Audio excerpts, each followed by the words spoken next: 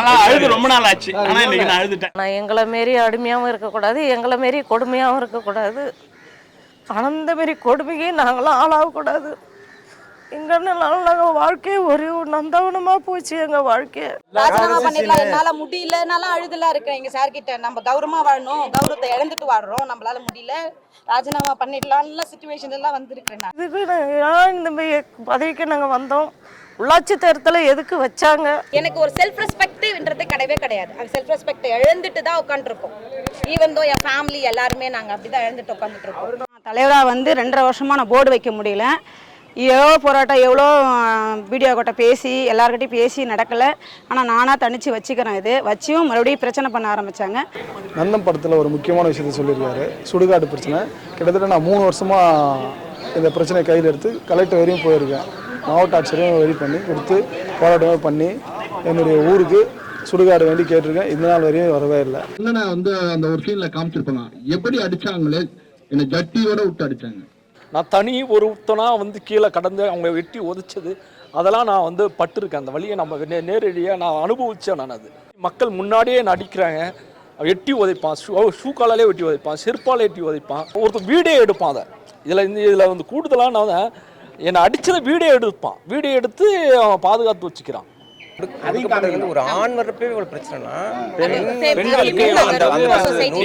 எல்லா இடத்துலயுமே ஒடுக்கப்படுறோம். எந்த அரசு விழா நடத்தினாலும் எங்களை வந்து கூப்பிட்டது. நிறைய ஃபங்க்ஷன் வைக்கிறாங்க, சாதி வித்தியாசம் பார்த்துக்கிட்டு வந்து எங்களை வந்து எந்த இதுக்குமே கூப்பிடுறது இல்லை. இப்போ நீங்க உங்களை மாதிரி ஒரு சிலர் தாக்கு பிடிக்கிற அளவுக்கு இருக்கலாம், ஆனா எத்தனையோ பேர் இன்னுமே அவங்க இதுல இறந்த தலைவர் எல்லாமே இருக்கிறாங்க. சில வவுச்சர்ல சீல் செஞ்சு என்னுடைய தலைவர் சீலை செஞ்சு அவரே ரசீது போட்டு கொடுத்துறாரு. 2வது என் கையெழுத்தையும் அவரே போட்டுறாரு. அந்த கொடி ஏற்ற போதெல்லாம் ரொம்ப வருத்தப்பட்டோம். ஏன்னா ஏற்ற விட மாட்டாங்க. அவர் ஒரு துண்டை கட்டி ஏற்றி பார்க்குறாரு. நாங்கள் அந்த கொடி கிட்ட போய் திரும்ப வந்திருக்கோம் ஏற்ற முடியாமல். 2013-14 இந்திரா காந்தி குடியிருப்பு திட்டத்தில் கொடுத்த வீட்டுக்கு இப்போ வந்து பணம் வாங்கி கொடுன்னு சொல்லிட்டு ஒரு நபர் வந்து என்னை அடித்து தாக்கி 20 நாள் வந்துட்டு ஹாஸ்பிட்டலில் அட்மிட் ஆகிற அளவுக்கு அடித்து தாக்கியிருக்காரு. இந்த படத்துல அந்த நந்தன் சொல்லி ஃபர்ஸ்ட் ஒருவர் பாருங்க, அந்த கேரக்டராகவும் வாழ்ந்திருக்கேன், அண்ணா அடிப்பட்ட கேரக்டராகவும் வாழ்ந்திருக்கிறேன். அது முக்கால்வாசி வந்து நான் அந்த வழியை இன்னும் அனுபவிச்சுட்டு இருக்கேன். இப்போ நான் சொல்றது கூட யாருக்காவது தெரியணும், எந்த அதிகாரிக்காவது இது போய் சேரணும். நாங்களும் இவ்வளோ அசிங்கப்படுறோம், அவமானப்படுறோம், எங்களால் எதுவுமே வாங்க முடியல. யார் கையிலையோ போயிடுது, அவங்க கிட்ட போய் அசிங்கப்பட முடியலன்னு அவங்களுக்கு தெரியணும். ஏதாவது ஒரு இப்போ கூட இந்த பேட்டி நான் அதுக்கு தான் போடுறேன். ஏதாவது ஒரு அதிகாரிக்கு எங்கள் குறை தெரியணும். ஏன்னா யாருக்குமே சொல்ல முடியல. நான் போன இடம்லாம் வாங்கி வச்சுட்டாங்க ஒன்று. எங்களால் அதுக்கு தாண்டி போகிறதுக்கு எங்களுக்கு பலம் இல்லை.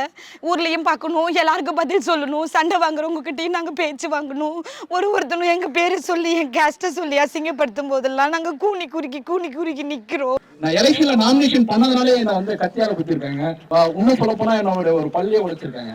என்னை எழுப்பி ஒருத்தர் நான் வந்து டிகிரி முடிச்சவனு நிக்கிறேன் இல்லையா, உனக்காக நானும் டிகிரி முடிச்சவன நிறுத்துறேன் அப்படின்னு ஒரு பையனை நிறுத்தினாங்க. எனக்கு பொதுக்குழுல போய் நாமினேட் பண்றேன், நீ நாமினேஷன் பொதுக்குழுல பண்ணக்கூடாதுன்னு நான் அடிச்சாங்க. ஓட்டாவுல பதவிக்கு வந்த நீ நாட்டாம பண்ணுவேன் நாங்க பாத்துக்கிட்டு இருக்கணுமா? அடிச்சு கொள்ளுமாப்ல. பதவி வந்தா பழசெல்லாம் மறந்துருமா உங்களுக்கு?